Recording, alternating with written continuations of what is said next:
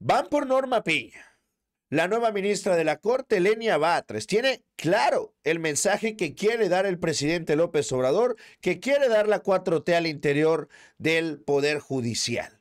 Y es que ha ingresado a la Corte y bueno, se había mantenido callada prácticamente una semana después de su nombramiento. El día de ayer sale y arranca una gira de medios en la cual da diferentes entrevistas donde deja claro cuál es el sentido de su llegada: hacer una reforma, hacer un cambio al interior de la Suprema Corte y avanzar sobre todo a una transformación de tajo para poder cepillar a Norma Piña, pero sobre todo arrancando por lo que más le duele a la señora ministra, lo cual es la cartera. Asegura Lenia Batres que va a ingresar, pero que ella no va a ganar lo que ganan los demás ministros, porque bueno, esto es absolutamente ilegal, contradiciendo lo dicho por Piña, y lo cual, a pesar de tantas quejas, ningún ministro se había atrevido a decir: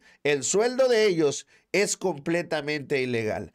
Vamos a ver partes de una entrevista que se dio el día de ayer en La Jornada y también otra más que le dio a los periodistas. Empezamos por la de La Jornada, está bastante buena. A ver, regálame un solito, lo ajusto bien. Porque da a conocer varios datos, sobre todo también relacionados a sus vínculos familiares y la cercanía, la cual nunca se ha negado entre Lenia Batres y el presidente López Obrador. Vamos a escuchar. Pensar en el derecho como un instrumento fundamentalmente de defensa de derechos colectivos y de justicia individual que se desprende de lo que llamamos las condiciones de vulnerabilidad de las personas o la ley del más débil. Sí creo que es muy importante que la gente sepa que la justicia es posible y la justicia desinteresada, y que puede haber resoluciones no amarradas a intereses predeterminados que son casualmente los de los poderosos de siempre. Hay una tendencia a extralimitarse actualmente de sus funciones y tiene que ver también con las facultades que en el mundo se le están dando de manera impropia a las Cortes Supremas. Se dice que hay una tendencia que se le puso de nombre lawfare, que es esta utilización de los poderes judiciales como contrapesos de la democracia y contrapesos no regulares, contrapesos indebidos. Entonces es una alarma que se tiene en el mundo a esta utilización de los poderes judiciales. En México no ha sucedido, pero sí tenemos esa alarma prendida cuando la Suprema Corte invalida leyes fuera de su competencia con pretexto de que están violando normas reglamentarias de la Cámara de Diputados. Eso es básico, eso es fundamental lo que dice Lenia Batres. ¿Por qué? Porque sí, parte de lo que se ha quejado el presidente, sobre todo el cómo se han extralimitado, navegando en un terreno pantanoso sobre cómo, qué ley podría o no caer en la inconstitucionalidad, o sobre todo, lo cual pues se ha visto que es la jugarreta más sucia de parte de la Suprema Corte, que es la de echar abajo leyes que ya se aprobaron en ambas cámaras, que se logró lo que requiere la Constitución, y que simplemente por ellos asegurar que no se discutió lo suficiente, a ese grado hemos llegado ya, a que la Suprema Corte evalúe la cantidad de tiempo que se tiene que discutir una reforma. Es decir, por ejemplo, en el tema de la reforma electoral que pasó el plan B del presidente López Obrador, pues bueno, ellos la desecharon por no haber discutido lo suficiente, a pesar de que se abrieron comisiones, se dieron reuniones, se dieron foros para hablar sobre la necesidad de esta reforma constitucional, reforma que ahorita urge y urge todavía más, ya que hay pues un enfrentamiento entre los nuevos poderes que están encargados del INE, como lo es Guadalupe Tadei, y lo que queda de herencia del lenchismo, los cuales no dejan que entren las nuevas cabezas, estando operando una institución electoral ahora con puros encargados de despacho, y todavía más peligroso, estando vacantes los puestos encargados de hacer, por ejemplo, conteo de resultados electorales preliminares, calificación de las elecciones en algunos estados. Es decir, hay una vulnerabilidad total y un peligro de que se pueda hacer un fraude en el 2024. Y no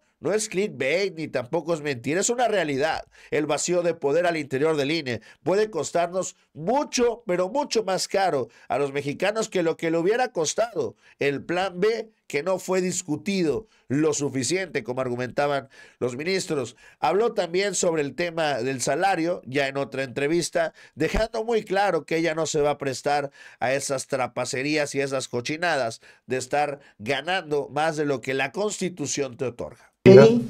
Y sobre la austeridad, pues yo hice un compromiso. Hay cosas que sí puedo hacer personalmente, y lo que sí puedo hacer es cumplir la Constitución en la parte que a mí me corresponde, ¿no? Entonces hay un artículo 136 que habla del principio del gasto público y las obligaciones de los servidores públicos, de las personas servidoras públicas, y hay un artículo 127 que pone límite a la remuneración de las personas servidoras públicas, y por disposición del propio Congreso, constituido como constituyente permanente, pues se puso como límite, como tope máximo salarial, el salario del presidente de la República.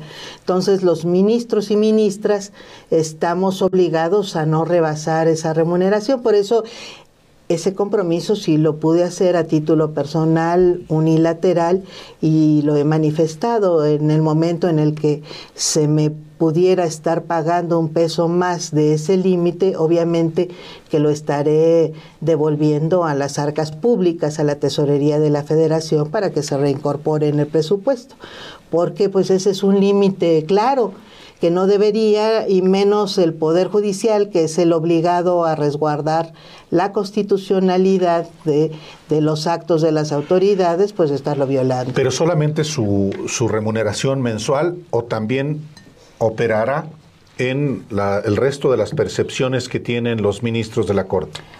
En la totalidad, se comentan de muchas prestaciones, sí. Pues obviamente que estaré rechazando cualquier tipo de, ¿por qué no? De excesos, ¿no? Órale, se dice fácil, ¿eh? Pero aquí Lenia Batres, bajita la mano, le está diciendo adiós a 300, 400 mil pesos, tanto en cash como en prestaciones mensuales. Hablamos de cerca de 5 millones de pesos al año, que se dice muy fácil, pero quiero ver quién es el valiente que se atreve a decir que le quiten esta cantidad. Ya estando ahí, es más fácil nadar de muertito. Y esto es algo que hay que evaluar. ¿Por qué? Porque recordemos, hay personajes, por ejemplo, al interior del INE, que hacen lo mismo, que llegaron, es el caso del consejero tabasqueño, el cual dijo que él iba a dar parte de su sueldo, pero la misma ley al interior, las mismas leyes y las mismas reglas al interior del órgano electoral le prohibieron regresar su sueldo. Esto es real. Están obligando, así literal, a los consejeros nacionales del INE a violar la ley. Ellos, si quieren renunciar a una parte de su sueldo, no lo pueden hacer, porque constitucionalmente ya se ha modificado y eso ganan, debido a amparos que promueven de manera anual para evitar que les aplique a ellos la ley que sí le aplica a todos los mexicanos. Con lo cual, habrá que ver cuáles son los lugares por los que navega Lenia Batres para poder eximir o cepillar esta millonaria cuenta que tienen todos los ministros de la Corte, porque en una de esas la están obligando también a que gane. ¿Por qué? Porque no les conviene que se muestre que la persona que va llegando realmente tiene un ideal diferente, realmente piensa en llegar al Poder Judicial para hacer una transformación de tajo y no solamente a enriquecerse vulgarmente, como tristemente lo han hecho prácticamente todos los ministros de la Corte. Amigos, les encargo el like, les dejo las redes y nos vemos en el próximo video.